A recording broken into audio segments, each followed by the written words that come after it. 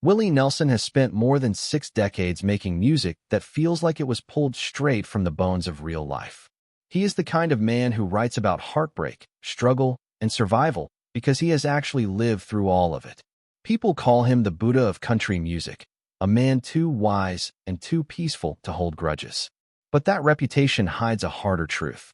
At 92, Willie Nelson has finally started talking about the people who genuinely betrayed him, mocked what he stood for, or turned a friendship into something that could not be repaired. Some of these people were legends. Some were brothers. And some were the last names you would ever expect to find on his list. The name that surprises people the most is Garth Brooks. To most of the world, Garth is a hero, the man who brought country music to arenas and made the whole genre explode in popularity during the 1990s. But to Willie, that explosion felt more like a demolition. While Willie was still touring county fairs with his beat-up guitar named Trigger, Garth was flying across stadium stages on wires surrounded by fireworks and pyrotechnics. Audiences loved the spectacle. Willie saw it as a funeral for everything country music was supposed to mean. He once told a bandmate after watching Garth perform that you cannot sell struggle if you have never lived it. The tension between them came to a head in 2004 at the Country Music Hall of Fame. Garth stood on stage and praised Willie as the conscience of country music. It looked warm and respectful on camera.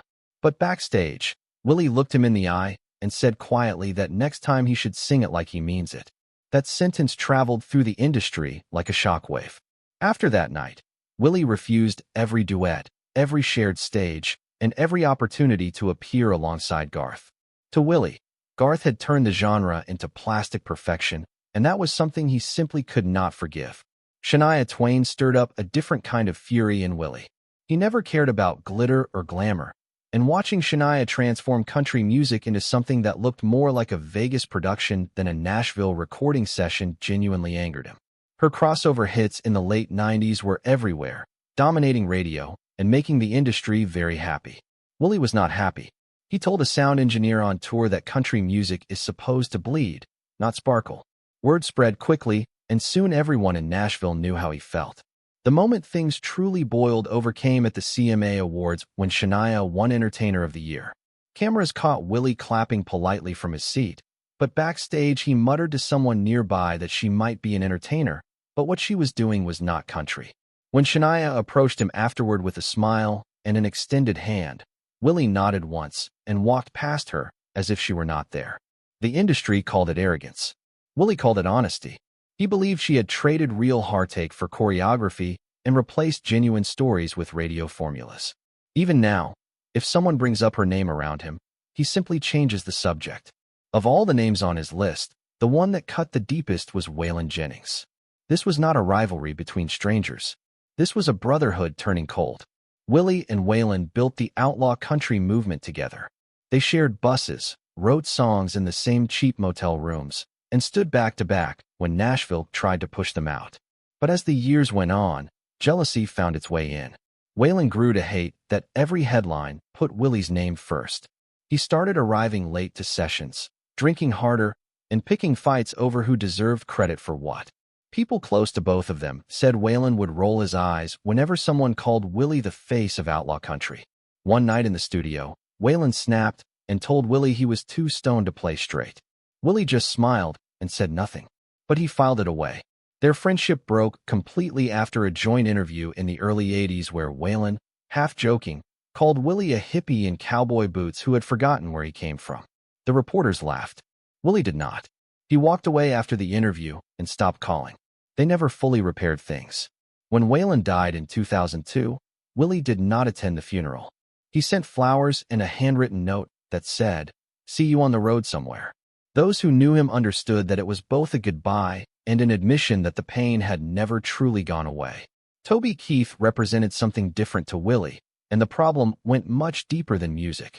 Willie has always believed that a guitar should never wave a flag, and when he said that publicly, everyone in Nashville knew exactly who he was talking about. Their falling out began in the early 2000s after Toby released his loud patriotic anthem and turned it into a kind of political weapon. The real breaking point came at a veteran benefit show in Austin. Willie had agreed to perform because he wanted to support unity and healing. Toby took the stage after him, waved flags, shouted slogans, and turned the whole event into something that felt more like a political rally than a concert. Willie watched from backstage, and when Toby walked off, he stopped him and said directly that music should heal, not fight. Toby laughed and kept walking. That was the end. Willie pulled out of every future event that had Toby's name on the poster. He told his crew privately that Toby's whole act was nothing more than a commercial wrapped in camouflage. When Toby later sent a message through a mutual friend saying he had meant no harm, Willie never responded. Merle Haggard's betrayal stung in a completely different way because these two men were as close as brothers.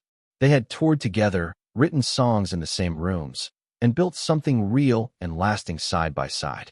So when Merle started joking in interviews that Willie's marijuana activism had turned him into a mascot rather than a musician, Willie brushed it off the first time. But then Merle said it again, this time on stage with Willie sitting just a few feet away. He called weed a lazy man's crutch, and the crowd laughed. Willie finished the set, walked straight to his bus, and the friendship was never the same again. The joint album they had been planning quietly disappeared from the schedule. Merle's call started going unanswered. When Merle eventually tried to make peace, Willie told him simply that some things you do not joke about. Into a mascot rather than a musician, Willie brushed it off the first time. But then Merle said it again, this time on stage with Willie sitting just a few feet away. He called weed a lazy man's crutch, and the crowd laughed. Willie finished the set, walked straight to his bus, and the friendship was never the same again. The joint album they had been planning quietly disappeared from the schedule. Merle's call started going unanswered. When Merle eventually tried to make peace, Willie told him simply that some things you do not joke about.